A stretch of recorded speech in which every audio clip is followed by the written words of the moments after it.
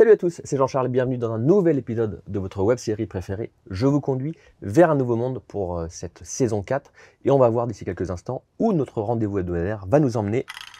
Mystère et boule de gomme, nous sommes prêts à poser notre aéronef dans le département 44, la Loire-Atlantique. Je vous conduis vers un nouveau monde, c'est maintenant, c'est parti.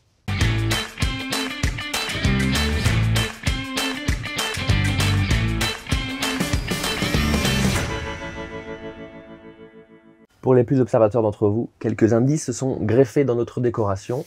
Et c'est Tiffaine Leplay des boîtes nomades. Bonjour Tiffaine. Bonjour. Rentre, on va se tutoyer. Ravi de t'accueillir dans notre aéronef. On va décoller vers la planète du réemploi, si je puis dire. Si je montre ça, peut-être que ça va vous parler, les boîtes nomades.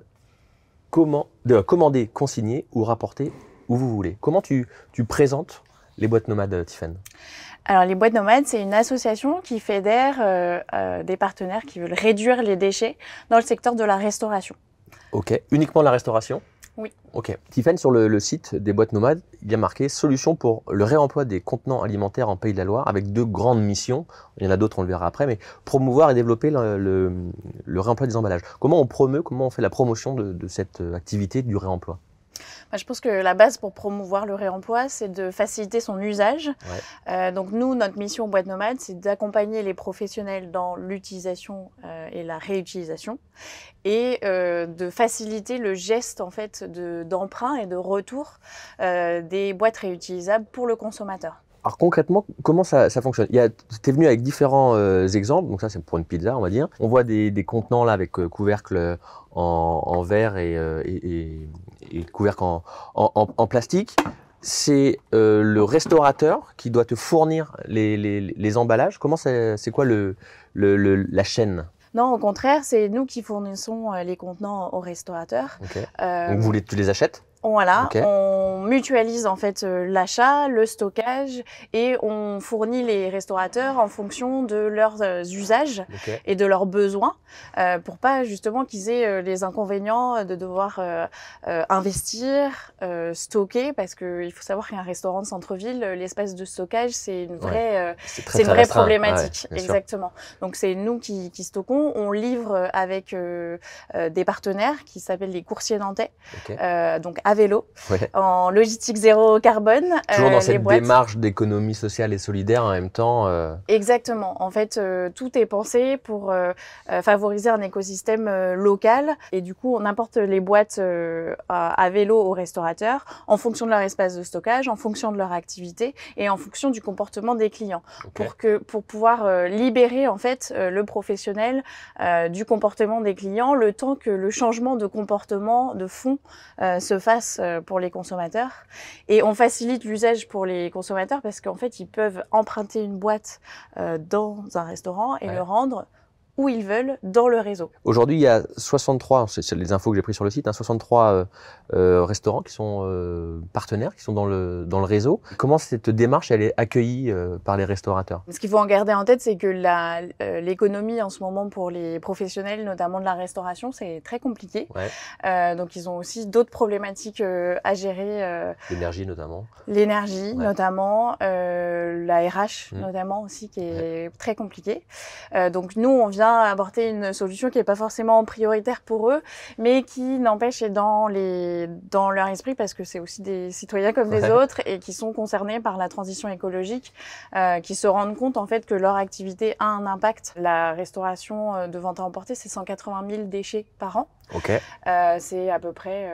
Sur Nantes ? Ou c'est un chiffre en France, d'accord, ok. Ouais. Mais c'est seulement la restauration à emporter. 180 000 tonnes ? Tonnes, ouais. Okay. J'ai dit 180 000 déchets, ça fait pas beaucoup au final. C'est pour ça que 180 000 tonnes. 180 000 tonnes de déchets, c'est presque 500 par seconde en fait qui sont jetés et pour une utilisation en fait de seulement 20 minutes, le temps de prendre son repas, de l'apporter à son bureau par exemple, de le manger puis en fait de jeter son assiette à la fin du repas. Quoi. Donc ils sont bien conscients de ça, ils ont envie d'aller vers l'avant, mais en fait ils ont beaucoup de freins. Aujourd'hui, un restaurateur qui veut passer dans une démarche plus plus écologique, il a le choix soit de prendre des emballages jetables, dits compostables ou home compost, avec qui des coûtent couverts en extrêmement bambou, des choses comme ça. Okay. Qui coûtent extrêmement cher et qui sont pas des vraies solutions parce que au final, ils vont pas finir dans les bonnes filières de recyclage.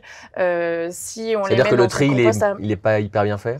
Bah en fait, il suffit que vous alliez faire un pique-nique par exemple, vous allez jeter votre poubelle dans la poubelle du parc, c'est pas un compost en fait, c'est une poubelle d'ordures ménagères, donc il va pas finir composté. Si vous le mettez dans le bac jaune, bah en fait il va perturber la filière de tri parce que c'est pas un emballage recyclable, c'est un emballage compostable.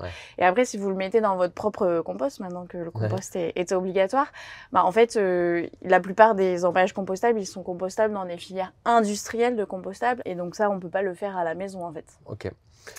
Et la deuxième solution, c'est de mettre en place la consigne du coup et de pas avoir d'emballage jetable du tout, donc d'éliminer à la source. Mais en fait, quand on est professionnel et qu'on veut mettre en place le système, ça demande énormément de temps et d'énergie parce qu'il va falloir sourcer les contenants, les bons contenants qu'il nous faut pour notre activité.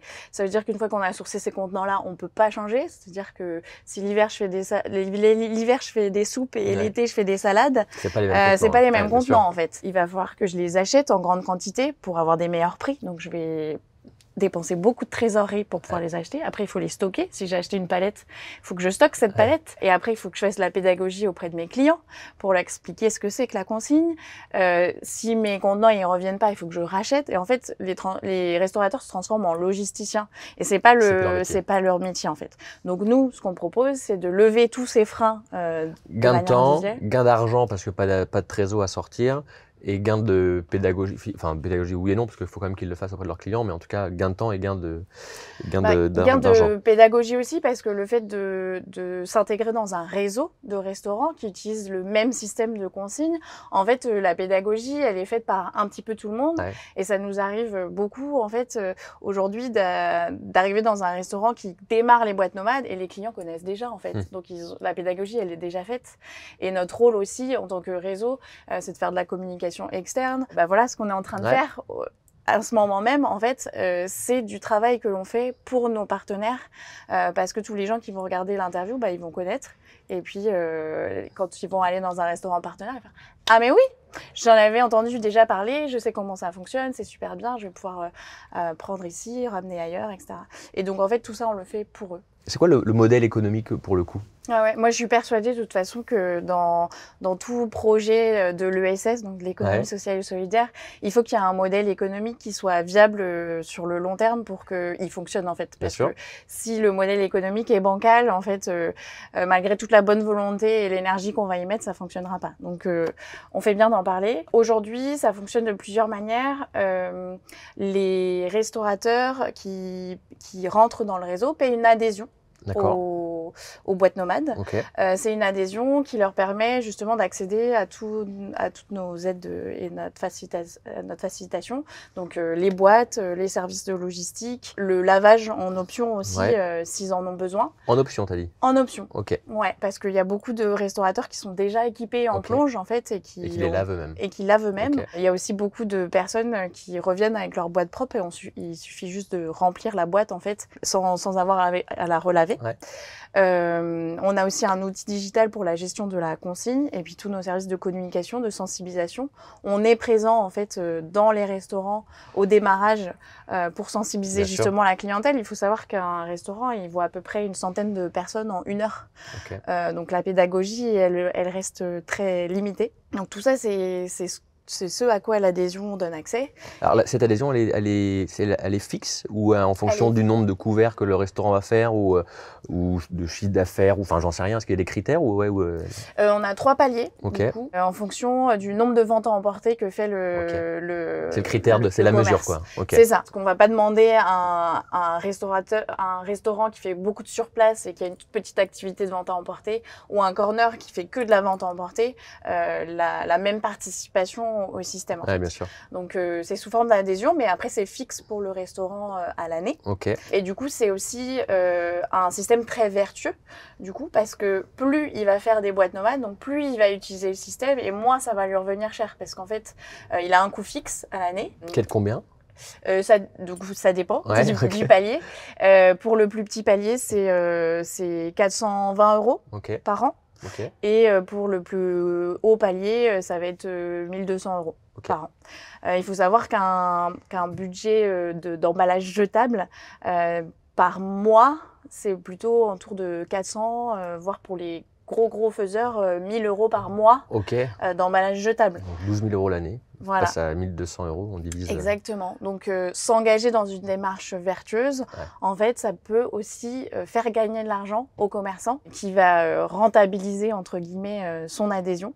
Et en fait, comme les boîtes, en fait, elles sont en circuit plus ou moins fermé, puisque c'est dans tout le réseau, en fait, elles vont revenir. Nous, on va fournir beaucoup de boîtes au début. Et après, ça tourne, voilà, c'est ça tourne. assez fluide, quoi. Et par exemple, un restaurateur qui se lance dans la démarche dans un quartier où il y a déjà beaucoup de commerces, bah, il va bénéficier tout de suite en fait des gens qui vont venir avec leur boîte chez lui et qui viennent d'autres restaurateurs. C'est aussi pour ça que les boîtes n'appartiennent pas aux commerçants, parce qu'en fait elles peuvent être rendues partout. Question, je suis restaurateur, je la ramène pas. Comment ça se passe? Les boîtes, ouais. Enfin, ou le consommateur, oui, comme c'est une consigne, le consommateur, je le casse, ou je le ramène pas, ou je l'oublie. Comment ça se passe? Alors du coup, en tant que consommateur, tu payes une consigne et t'as pas de délai pour ramener la boîte. Tu peux la ramener à tout moment. Bon, si tu perds ta boîte ou que tu la casses, je retrouve pas mon argent. Voilà, c'est ça. C'est le principe d'une consigne, comme une caution. C'est aussi pour donner une valeur à la boîte parce que justement, la différence d'un emballage jetable, tout emballage a une valeur en fait. Et ça, on s'en rend pas trop compte parce que quand on prend un emballage et qu'on le jette à la poubelle au bout de 20 minutes, en fait, on perd un petit peu cette notion de valeur. Là, la boîte, elle a une valeur chiffrée qui est le montant de la consigne. Quand on rend la boîte, on retrouve sa consigne. Tout ça, tu le sais avec l'outil digital que tu as mis en place, du coup, c'est ça? Ouais, c'est ça. Du coup, la façon dont ça fonctionne, on a un compte, les boîtes nomades. On va charger un montant de consigne dessus. Donc, la consigne, elle va varier de 2 € pour les plats, les entrées, 3 € pour les plats, et puis 5 € par exemple pour la boîte à pizza. Et quand on va chez le commerçant, on montre un QR code, il déclare en fait le nombre de boîtes qu'on emprunte, ça bloque la consigne sur notre compte. Et à tout moment, quand on rend la boîte, la consigne est débloquée du compte pour être réutilisée ou pour être reversée sur son compte bancaire. Pour les allergiques au système digital, il y en a. On a une carte consigne qui a une valeur de 10 € de consigne et qui s'achète en restaurant et qui s'utilise de manière répétée jusqu'à ce que on déménage, par exemple. Si on déménage dans une autre ville, on peut rendre ses boîtes, rendre sa carte et on est remboursé de la consigne. Comment cette idée, elle est née? C'était quoi le déclic? Parce que tu as quand même un parcours, tu as travaillé chez L'Oréal à Paris, tu as travaillé pour The Body Shop, États-Unis, Australie, Pérou. Pourquoi on monte ça à Nantes? Des recherches. Oui, effectivement, moi j'ai travaillé chez L'Oréal pendant 8 ans, un petit peu partout. Je regrette pas du tout le temps que j'ai passé là-bas parce que j'ai appris énormément. C'était ma première vraie expérience professionnelle. J'ai apprécié justement le côté intrapreneurial de L'Oréal où on nous permet de faire beaucoup de choses et de mener beaucoup de projets avec dans une ambiance qui est assez stimulante intellectuellement et propice, etc. C'était très intéressant. Ça m'a permis de voyager, de voir pas mal de choses.